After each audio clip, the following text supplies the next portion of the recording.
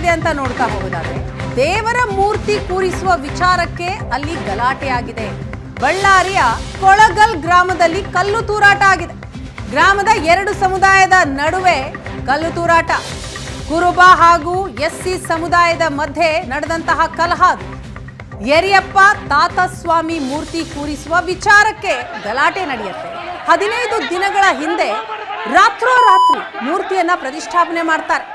SC ಸಮುದಾಯದ ಆರಾಧ್ಯ ದೈವವಾಗಿರುವಂತಹ ಯರಿಯಪ್ಪ ಸ್ವಾಮಿ ಮೂರ್ತಿಯ ತೆರವಿಗೆ ಕೋರ್ಟ್ ಮೊರೆ ಹೋಗ್ತಾರೆ ಕುರುಬ ಸಮುದಾಯದವರು. 2 ಗುಂಪಿನ 50ಕ್ಕೂ ಹೆಚ್ಚು ಮಂದಿ ಈಗ ಈ ಗಲಾಟೆಯ ನಂತರ ಪೊಲೀಸ್ ವಶದಲ್ಲಿದ್ದಾರೆ. ಸ್ಥಳಕ್ಕೆ ಆಗಮಿಸಿದಂತಹ ಪೊಲೀಸರ ತಲೆಗೂ ಕೂಡ ಕಲ್ಲೇಟು ಬಿದ್ದಿದೆ. ಪಿಎಸ್ಐ ಸಂತೋಷ್, ಸಿಪಿಐ ಸತೀಶ್ ಸೇರಿದ ಹಾಗೆ 3 ಈ ಸಂದರ್ಭದಲ್ಲಿ ಗಾಯಗೊಳಗಾಗಿದ್ದಾರೆ. ಮಠದ ಸುತ್ತಮುತ್ತ ಈಗ 144 ಸೆಕ್ಷನ್ ಅನ್ನ ಜಾರಿ ಮಾಡಲಾಗಿದೆ. ಗಲಾಟೆ ಆದಂತಹ ದೃಶ್ಯವನ್ನ ನೀವು ನೋಡ್ತಾ ಇದ್ದೀರಿ. ಕುರುಬ ಹಾಗೂ ಎಸ್ಸಿ ಸಮುದಾಯದ ಮಧ್ಯೆ ನಡೆದಂತಹ ಕಲಹ ಇದು. ಕಾರಣ ಮೂರ್ತಿ ಪ್ರತಿಷ್ಠಾಪನೆ ವಿಚಾರ. ದೇವರ ಮೂರ್ತಿ ಕೂರಿಸೋ ವಿಚಾರಕ್ಕೆ ನಡೆದಂತಹ ಗಲಾಟೆ.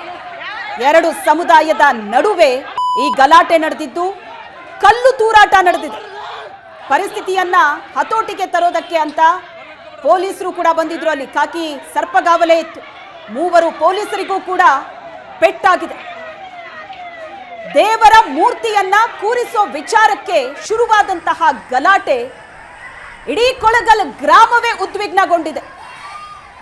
ಬಡದಾಡ್ಕೊಂಡಿದ್ದಾರೆ 2 ಸಮುದಾಯದವರು.